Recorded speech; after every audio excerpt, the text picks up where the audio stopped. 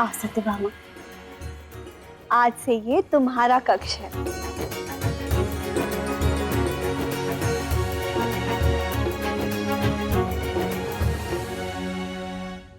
ये सज्जा किसने की? स्वयं मैंने, ताकि आज से तुम्हारा जीवन इसी की भांति सुंदर और सज्ज रहे। रुक्मणी, आपका ये अच्छा व्यवहार मेरी समझ के परे है। क्या आपको दिखाई नहीं देता कि श्री कृष्ण मुझसे अधिक प्रेम करते हैं? इसीलिए तो बलराम जी के विरुद्ध जाकर भी उन्होंने रीति पूर्वक मुझसे विवाह किया।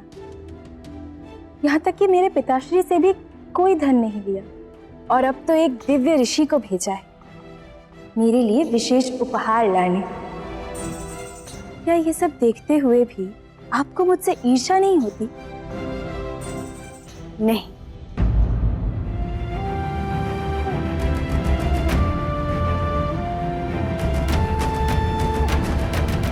नारायण नारायण नारायण, देखिए आपका उपहार, ये पुष्प मैं ले आया।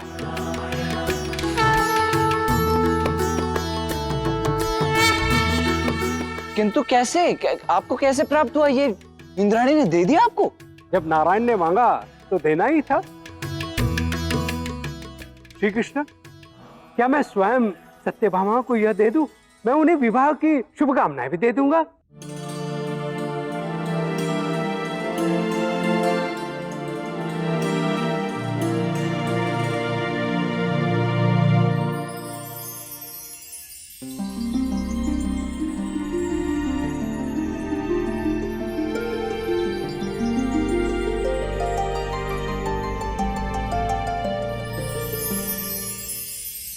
ऋषिवर, क्या ये वही दिव्य उपहार है जो आप लेकर आने वाले थे?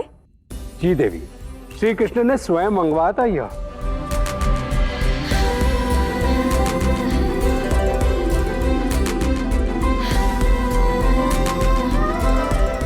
इसकी सुगंध तो अद्भुत है। लाइए श्री कृष्ण, इसे मुझे दे दीजिए।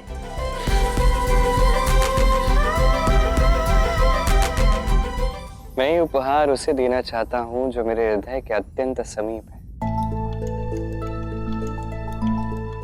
जिससे मेरा विशेष प्रेम है। विशेषकर इस विवाह में जिस प्रकार उन्होंने अपने कर्तव्य को निभाया है, मुझे लगता है कि इस दिव्य पुष्प के वास्तविक अधिकारी वही।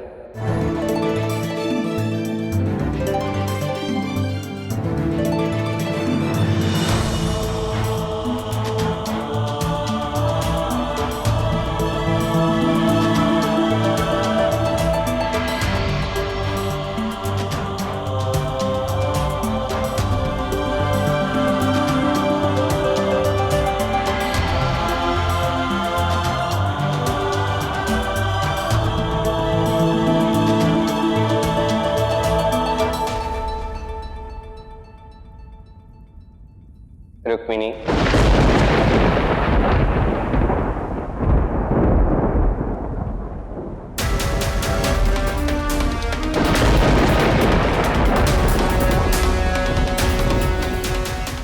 आपने जिस प्रकार से इस विवाह में अपना कर्तव्य निभाया है, जिस प्रकार आपने सारी सज्जा की, आपने स्वयं सत्यभामा को सज्ज किया, इसे स्पष्ट रूप से दिखता है कि आप मुझसे कितना प्रेम करती हैं। यह दिव्य पारिजात का पुष्प, इसके वास्तविक अधिकारी आप ही हैं।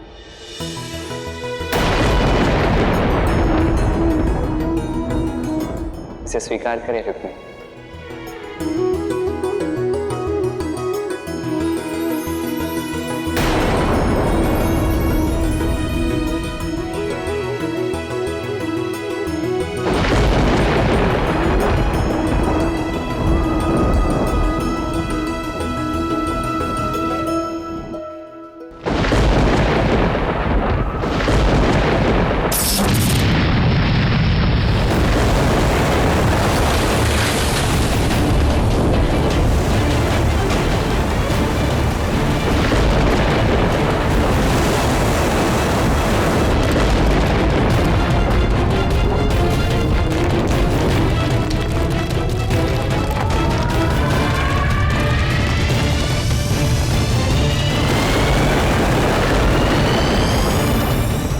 ये प्रलय कैसा है कान्हा?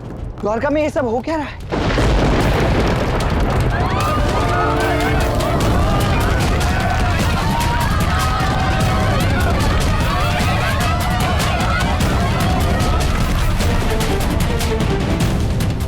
कान्हा, द्वारका जैसे नगर में भूकंप, ये संभव कैसे है? ये अचानक हो क्या रहा है? अचानक कुछ नहीं होता, जो होता है निर्धारित समय आने पर ही होता है। तब संसार में काली मां छाने को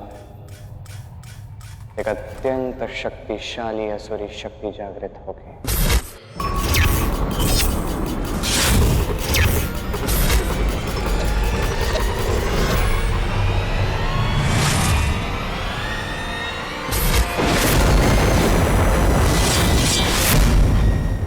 समस्त नारकीय शक्तियों के प्रणेता, जागृत हो! आपके तप का समय समाप्त हो गया है। संसार में असुर राज स्थापित करने का समय आ गया है। मैं आपका सेनापति मूर आपका आह्वान करता हूँ। कान्हा, ये मूर किसका सेनापति और ये जागृत किसे कर रहा है? हो क्या रहा है कान्हा? कुछ तो बताओ।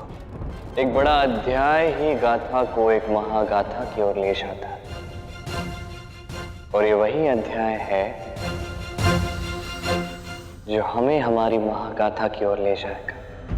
ये अध्याय है मूर और नरकासुर का। एक ऐसा असुर जो अत्यंत भयानक, क्रूर और शक्तिशाली है।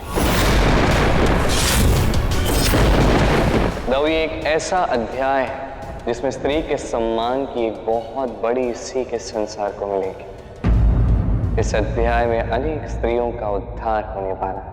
परंतु कान्हा, ये नरकासुर है कौन? असुर हिरण्याक्ष का पुत्र है नरकासुर।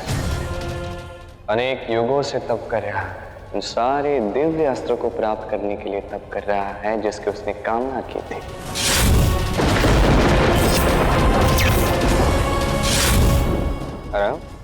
अब उसके इस तप का अंत हो चुका है। क्यों? क्योंकि उससे वो सारे अस्त्र प्राप्त हो चुके हैं जिसकी उसने कामना की थी। तो अब वो क्या करेगा कान्हा? वही करेगा जो एक असुर करता है।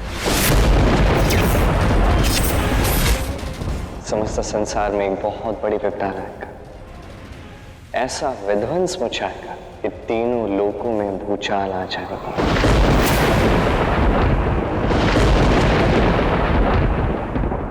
और इसमें तुम कुछ नहीं करोगे? मेरा कार्य है सृष्टि का संचालन करना। इसका अर्थ है कि उचित समय आने पर अपना कर्म करना, ना उससे एक क्षण पूर्व ना उसके एक क्षण बाद। तो मुझे अपना कर्म करने के लिए उचित समय की प्रतीक्षा करनी ही होगी। तो तुम मुझसे क्या अपेक्षा रखते हो? क्या मैं भी अपना कोई कर्म ना करूं, ऐसे ही चुपचाप बैठा रहूं, देखता रहूं ये सब? नहीं, आपको तो कर्म करना है। आपको तो अभी नारद मुनि से मिलना है। वो आ ही रहे होंगे आपसे मिलने के लिए। देवर्षि नारद से पूछ, किंतु क्यों? ये तो आपको स्वयं ही पता लगाना होगा था।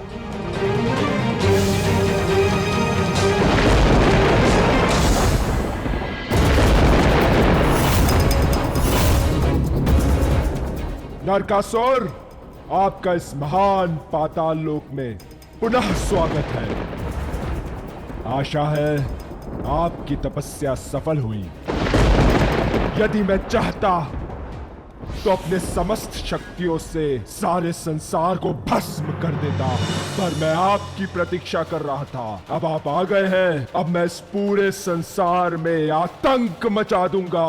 सारा ब्रह्मांड मूर की शक्ति से भयभीत होगा या फिर भस्म।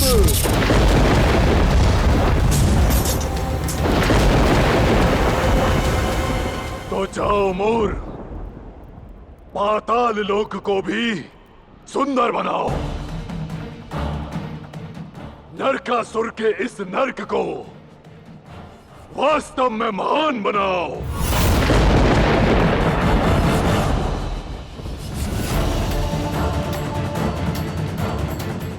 अब समय आ गया है समस्त संसार के नरक बनने का,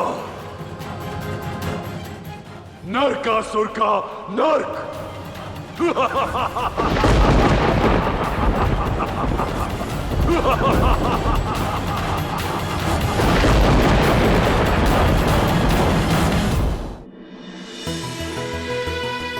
श्री कृष्ण,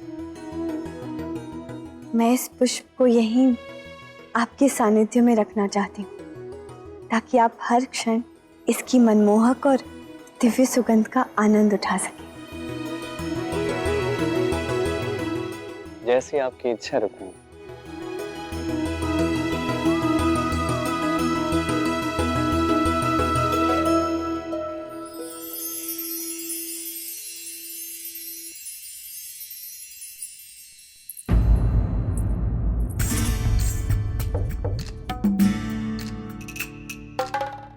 श्री कृष्ण, मुझे आपसे बात करनी है।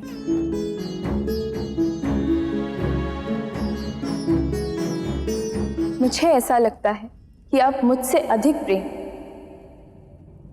रुक्मणी से करती हैं। जब आपको मुझसे प्रेम ही नहीं है तो आपने मुझसे विवाह क्यों किया? ऐसा कुछ भी नहीं है सत्यभामा। मैंने कहा ना, आप दोनों मेरे लिए समान हो। ऐसा सोचना छोड़ दीजिए। मैं आप दोनों से उतना ही प्रेम करता हूं। आप मेरी पत्नी हो सत्यभामा, और मेरे प्रेम पर आपका पूर्ण अधिकार भी है। यदि प्रेम है तो उपहार क्यों नहीं है? श्री कृष्ण, विवाह के उपरांत प्रथम उपहार पत्नी का अधिकार होता है। क्या मैं अपने उस अधिकार का प्रयोग कर सकती हूँ? अवश्य। श्री कृष्ण, इस समय मेरा मन बहुत उद्विग्न है। ये केवल उपहार पाकर ही शांत हो सकता है। मुझे केवल उसी से प्रसन्नता मिलेगी। सत्यभामा, ये फूल तुम रख लो। नहीं, ये पुष्प मुझे कदापि नहीं चाहिए। देखिए, ये आपका प्रथम उपहार है। मैं मना तो कर नहीं सकता, ना मैं करूंगा। अब कहिए, आपको चाहिए क्या? श्री कृष्ण, मुझे ये पुष्प नहीं, इस पुष्प का पूरा वृक्ष चाहिए।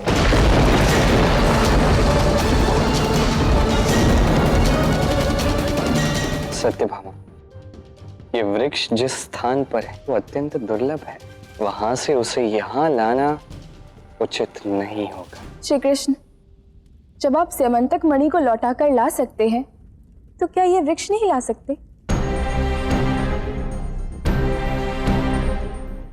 बोलिए न श्री कृष्ण, आप ला सकते हैं या नहीं? ला सकता हूं।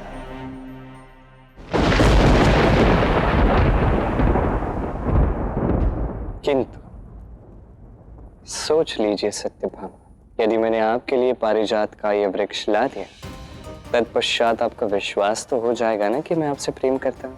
ये विश्वास कभी टूटेगा तो नहीं? यदि आप मेरे लिए ये दुर्गम कार्य करेंगे तो आपका मेरे प्रति प्रेम सिद्ध हो जाएगा।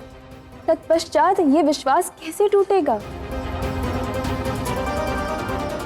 आपको पूर्ण विश्वास है सत्यभामा? श्री कृष्ण, मुझे पूर्ण विश्वास है। उचित है। अब ये वृक्ष जहां कहीं भी होगा, जिस भी लोक में होगा, वहां से मैं आपके लिए ले आऊंगा। ये मेरा वचन है, क्योंकि हर स्त्री के आत्मसम्मान का मान रखना मेरा कर्तव्य है।